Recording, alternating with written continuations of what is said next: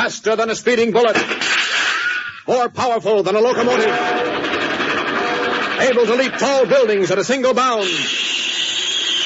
Look, up in the sky. It's a bird. It's a plane. It's Superman. Kellogg's Pep. P-E-P, Pep.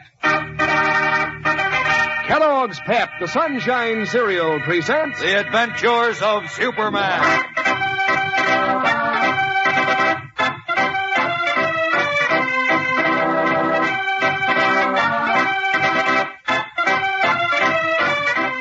Today, as Superman tries to prove his conviction that Freeville's drought is man-made, he is unaware of the brutal obstacles planted in his way.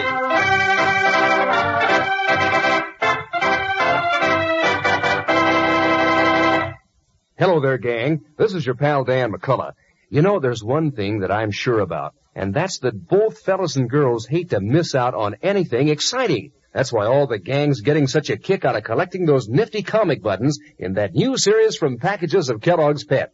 Because you're really in the swim when you sport a jacket or a dress or cap with these colorful buttons pinned on it. You want everybody to know how many different funny paper characters you've collected, too. Old favorites like Chief Brandon and Tess Trueheart and Superman himself. And, you know, it's even more exciting to trade duplicates with your friends. And these Pep comic buttons are so doggone good-looking that, well, you just show me a fellow or girl who would want to miss out on even one of the 18 new and different buttons in the series. Now, how you get these Pep comic buttons is important. You don't send in any money, not even a box stop. And you can't buy them anywhere. All you do is to ask Mom to get you a good supply of Kellogg's Pep and look inside every package for your prize. And you'll find some mighty swell eating in a package of Pep, too. A breakfast dish with a sunny golden toasted flavor that's mighty satisfying these cold wintry mornings. Every single whole wheat flake is crisp. Every spoonful gives your morning appetite a real lift. So ask Mom to get you some P-E-P, the Sunshine Cereal, Kellogg's Pep.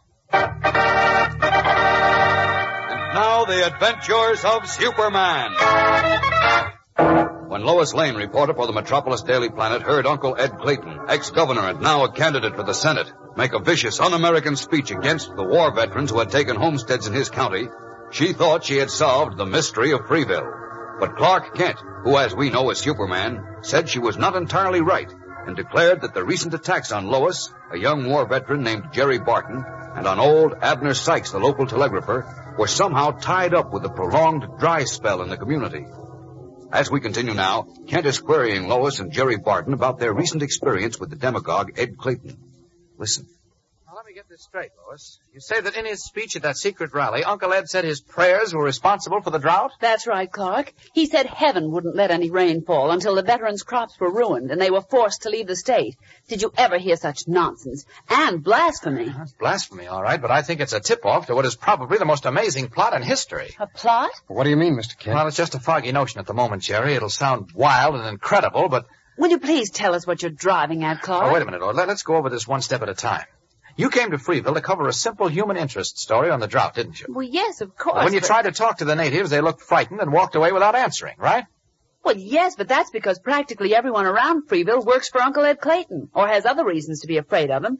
And they know he doesn't like strangers around, particularly reporters who would discover that the Honorable Mr. Clayton has practically set up a little Nazi Germany in this state. That's right, Mr. Kent. And that's why Clayton's men tried to get rid of Miss Lane and me in that quicksand bog when they caught us listening in on that speech that he made to his followers. No, Jerry. Clayton knows that the rest of the country is pretty well aware of his being a rabble-rouser and hate-monger. He wasn't afraid of your discovering that. Well, then why does he resort to secret meetings? Because he'd rather no one other than his faithful followers would know what he'd said about the drought. The drought? Mm-hmm. You mean that nonsense about his prayers causing it? That's right. Look, I may be thick, Clark, but I don't get it. Oh, neither do I. Well, look, why, despite this being the rainy season, and despite the fact that the weather reports called for rain practically every day for the past month, has there been no rain? I don't know, but Mr. Kent, you don't really believe that Ed Clayton's prayers had anything to do with it, do you? Oh, of course not. But I'm not so sure that Ed Clayton himself doesn't have something to do with it. Are you kidding? Look, you just Wait a said minute, that... Jerry. Clark, are you trying to say that you think Uncle Ed, by some hocus-pocus or other, keeps the rain away from Freeville? That's my hunch, Lois. Oh, now look, Clark. I told you it would sound wild and incredible. Wild and incredible? Why, it sounds crazy, mad, just out of this world. It certainly I does. never heard anything so ridiculous in my whole life. Look, Uncle Ed Clayton, the rain preventer. Well, I only and wa- that from you, a newspaper reporter. If you listen just for a Listen moment, to Alex. what? For my money, Uncle Ed is simply taking advantage of an unusual drought to play on the superstitions and prejudices of the natives. I think that's the answer, kid. Clayton would do anything to get rid of us veterans because he knows that the men who fought Hitler won't stand for his setting himself up as a Hitler right here in the USA. Well, that's true, But as for his being able to cause a drought, but just in order to break us and drive us out of the state, well, that's just plain silly. And how? Okay, you both had your say, and you may be right. But before I say more, I'm going to take a little trip, and I'd like you to come along, Lois. Where are you going? To the nearest weather observation station. Happen to know where that is, Jerry? Sure, that's in Rawlings, about 18 miles north of here. Fine. Now, Wait a minute. Why do you want to go there, Clark? You called me a bum reporter a moment ago. Don't you, as a good reporter, think that 30 days of rain predictions followed by 30 days of drought deserves a statement from a meteorologist? Well, yes. How do we get to Rawlings, Jerry? Well, that's easy. Just about every northbound train out of Freeville goes through Rawlings. Okay. Now, look, you lay low until we get back, Jerry. Okay, Mr. Don't Kennedy. worry. You fellas are not licked yet. Sit tight until you hear from us. Come on, Lois. Leaving Jerry Barton, Kent and Lois go to the Freeville depot and take a train to Rawlings. And a short time later, they're in the office of John Murray, chief county meteorologist, where they question the weatherman. Murray, how can you explain the fact that your weather predictions have been wrong for 30 days? Frankly, Mr. Kent, I can't explain it. You see, our predictions are based on reports which come in constantly by teletype from as many as 1,000 to 1,500 observers. That many observers? That's right, Miss Lane. They are men stationed throughout the country at levels ranging from 1,000 to 30,000 feet above sea level to report on the precipitation, atmospheric pressure, wind velocity, and so on in their areas. Yes. Then we record all reports on surface synoptic and pressure charts. I see. From all that data assembled and charted, we're then able to predict with reasonable accuracy the weather in a given area up to 72 hours in advance. Then how come you've been so wrong about Freeville? I can't understand it. Ordinarily, there's a good deal of rain in that area during this season. Well, would you call it a freak of nature? I can't give any other explanation. Usually, when such a phenomenon occurs, we can trace some warm air currents which evaporate the moisture in the saturated clouds, thus causing drought. Wait a minute. What's that about warm air currents, Mr. Murray? Well, during the war, our meteorologists in the African desert saw their predictions go haywire. Then discovered that freak air currents, apparently coming from nowhere, suddenly spiraled up from the desert sand. I see. But there's no desert around Freeville. I know, Kent. There are mountains, of course, and they often affect the atmosphere and rain clouds. But mountains never caused a situation like this, did they? No, never to my knowledge. This drought has me stumped. Well, I guess that's that, Clark. Excuse me, Lois. Look, Mr. Murray, you say that warm air currents can evaporate the moisture in a saturated cloud? That's right. Well, have you ever heard of anyone being able to create warm air currents in amounts large enough to affect rainfall? Oh, well, Kent. Oh, come now, Clark. Are you still harping on that nonsense? Just a minute, Now Lois. stop being silly. Clark has the wild idea, Mr. Murray, that Lois. that somebody might be deliberately doing something to prevent the rain from falling over Freeville. Did you ever hear anything so absurd? Well, Is it absurd, Mr. Murray? I'm afraid it is, Kent. There, you see?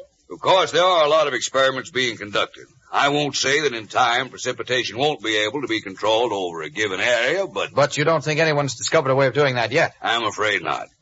You know the old saying, everybody talks about the weather, but nobody can do anything about it. Are you satisfied now, Clark? Not exactly, but it seems I'm overruled by experts. Well, thanks very much, Mr. Murray. You're quite welcome. I hope you won't be too hard on me in your newspaper. Oh, no, of course not. It isn't your fault. Right. Goodbye, and thanks again. Goodbye, Mr. Murray. Goodbye. Well, what do we do now? We didn't get much of a story to put on the wires, Clark. And, oh, if I know the chief, he's going to be hopping mad. If I could only find old Abner. What did you say? Abner Sykes, you know, the old Freeville telegrapher. Good grief, I forgot all about him. Weren't you able to find him, Clark? No, and that's another thing I can't understand.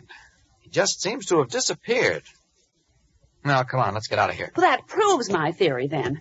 What theory? That after somebody tried to shoot him, undoubtedly one of dear old Uncle Ed's hoodlums, Sykes just up and left Freeville. Well, could be, but that also proves my theory. What's your theory? That Abner Sykes knows something very important. Something Uncle Ed Clayton didn't want him to tell us. And my hunch is that what he knows is the secret of the drought. What are you talking about, Clark? You just heard that it isn't a secret. It's a freak of nature. Maybe, but... Look, Lois, There's a nice-looking restaurant across the street. Go on over and have something to eat while you wait there for me, will you? Wait for you? Where are you going? I've got a little idea I want to check. Oh, no. Now, go on. Be a good girl and have dinner without me. I'll be back soon. So long. Hurrying away from Lois, Clark Kent walks around the municipal building, stops in a dark alleyway, and then strips to the blue costume and red cape of Superman. Well, maybe I am all wet, but I want to have a look around Freeville again just to double-check. Up and away!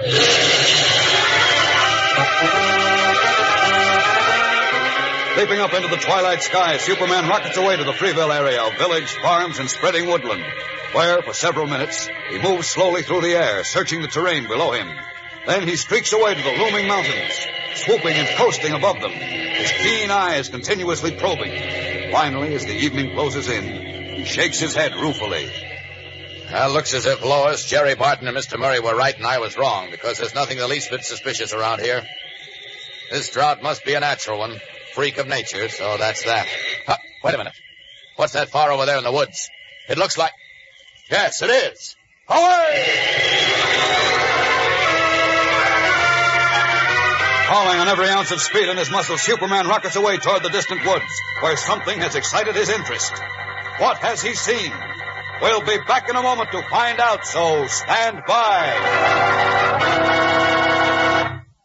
You know, it seems like every time 2 or more kids get together these days, they start right off talking about those swell comic buttons in the new series from packages of Kellogg's Pep. At school recess or after school or on weekends, you fellows and girls are mighty busy comparing notes on how many Pep comic buttons you've collected so far. And trading duplicates, too. Boy, that's a load of fun. Maybe you have 2 little moose buttons, but you don't have a Superman yet. And then maybe one of your friends has a duplicate Superman, but needs the little moose. So you swap. And each one has a new comic button to add to his collection.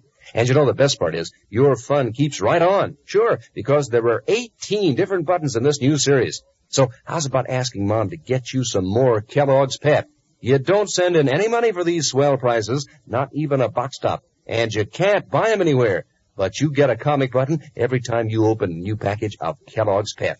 That's Pep, the Sunshine cereal, the good whole wheat flakes with a catchy sunshine flavor. So crisp and tender and fresh that, well, it makes you glad when breakfast time rolls around. Why, Pep tastes so doggone toasty and golden, your appetite warms right up on a cold morning. So, gang, get your prizes and your good eating in P-E-P, the Sunshine cereal, Kellogg's Pep. As we rejoin him now, Superman has arrived over a patch of woods high on a mountain slope.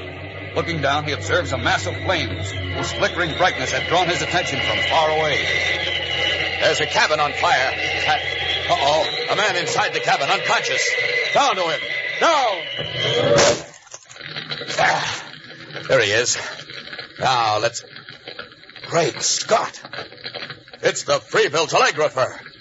Old Abner Sykes.